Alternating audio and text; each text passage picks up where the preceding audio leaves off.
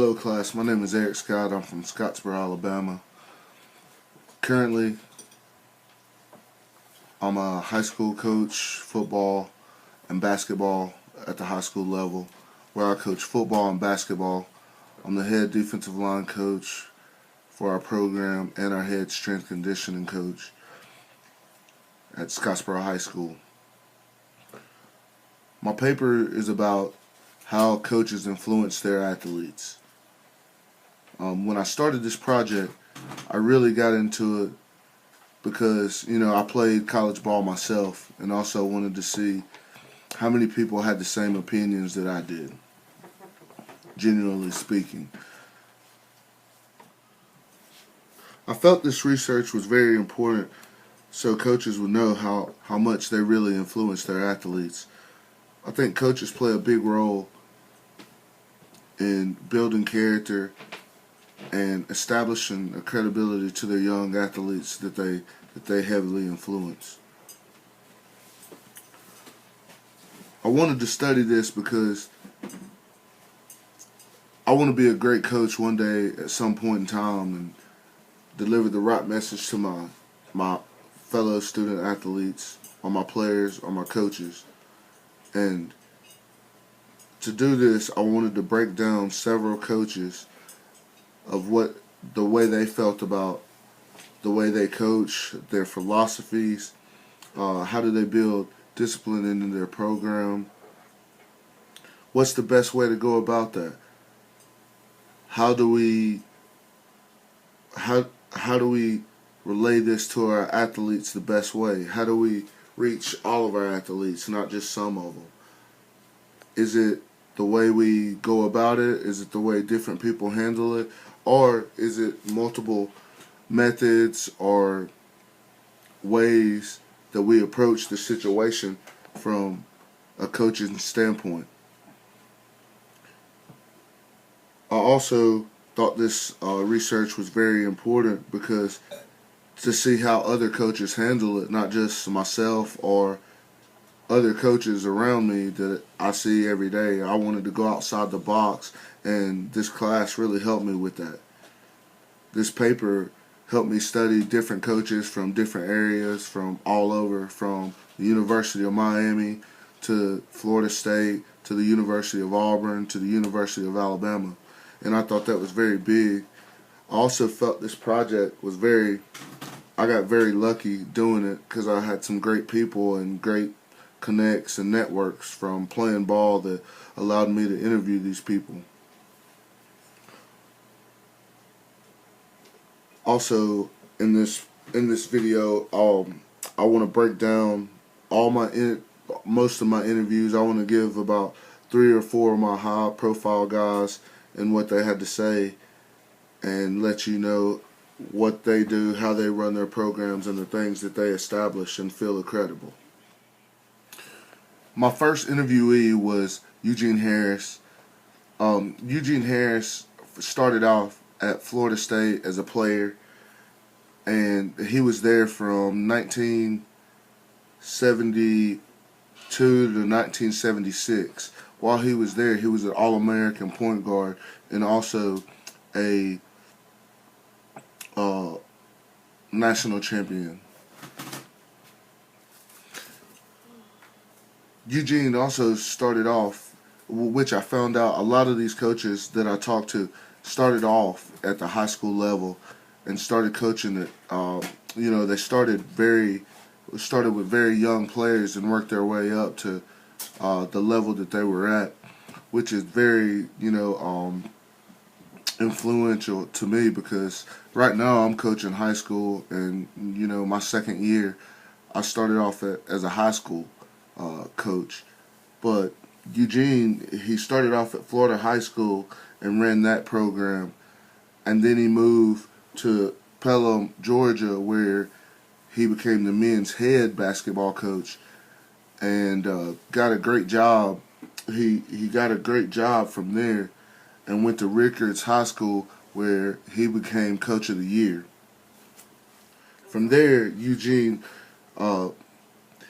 becoming Coach of the Year, made his career explode from that point.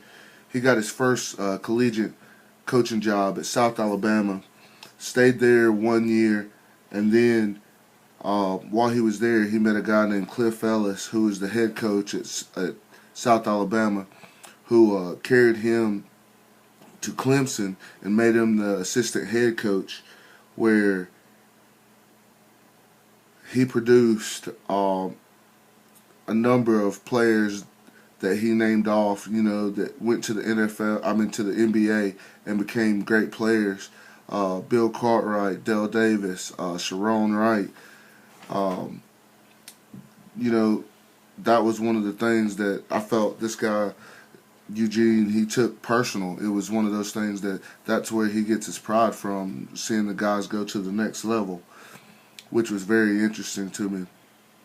Then after that, they stayed there. Him and Cliff stayed at Clemson for 10 years and made 4 Final Four appearances.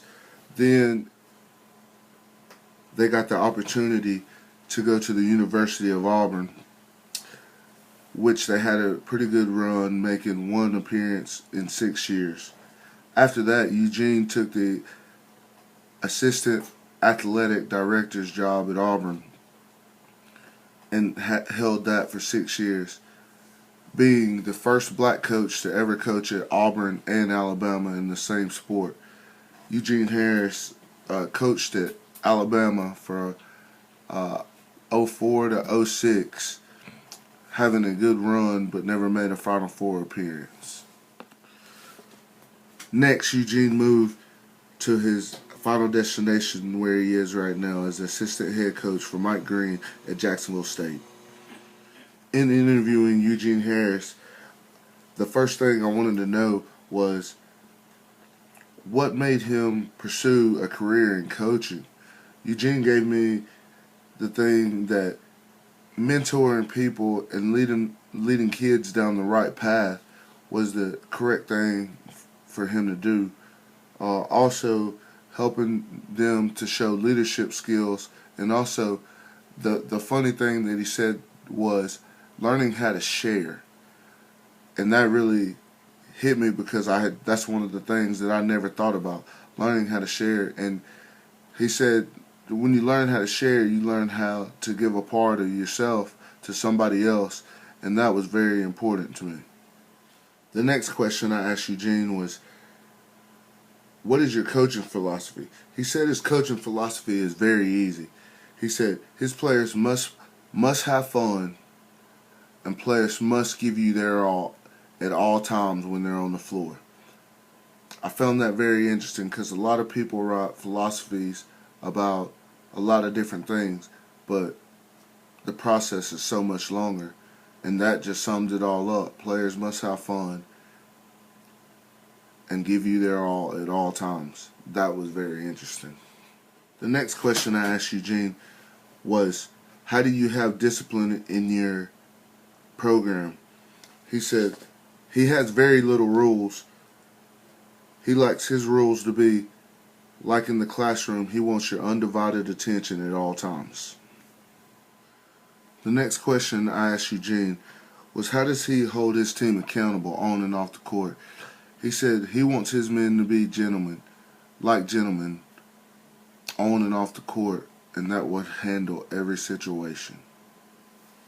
My next question I asked him was, what was your strength as a coach? He said that he was a great communicator. And then I asked him, what was his weaknesses? He said his weaknesses are for every kid to be perfect on the court and off the court. And that was very hard for him because he said nobody's perfect.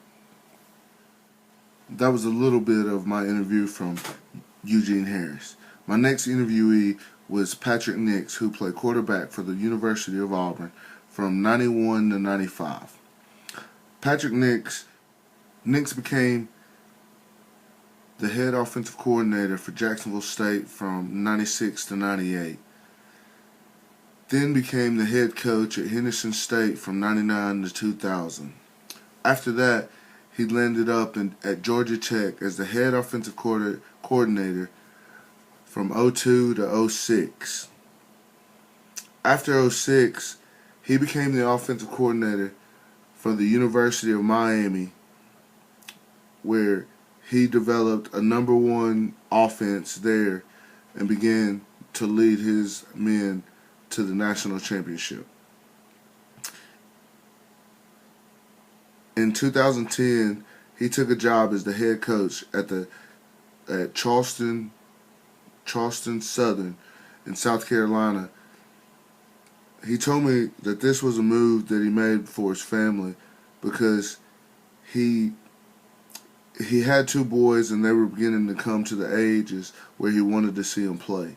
And that was the major decision behind that. He felt like he had given his time to other kids, that he should give it to his own. In interviewing Coach Nix, the first thing I asked him was, what made you pursue coaching? He said his dad was a coach in Georgia at a high school named Northside, where he played and developed his talents to go to college. And watching his father go through that really made him want to be a coach. The next thing I asked him was, what is your coaching philosophy? He said his coaching philosophy is easy. Excellent practice organization. Don't waste time. Don't leave anything undone, and be teachers of fundamentals. That was very important to him. The next thing I asked Coach Nix was, how do you establish discipline in your program? He said that he establishes discipline in his program by being in the weight room. Everything that he does in the weight room transpires to the field and also off the field. He says if you work hard in there, you'll work hard anywhere. The next question I asked Coach Nix was, how do you hold your team accountable on and off the field? Coach Nix says he talks to them, he checks in on them, and he also tells them his expectations. That's a couple of my interviews and how they went. My results show that coaches play a major role in athletes and how they influence them. Athletes are influenced by their coaches a lot more than what you think. So with this being said, I think that coaches should also be aware and have a plan for the way they want to check in on their athletes, how they represent their athletes, and also what kind of men they form and what kind of values they install in their athletes.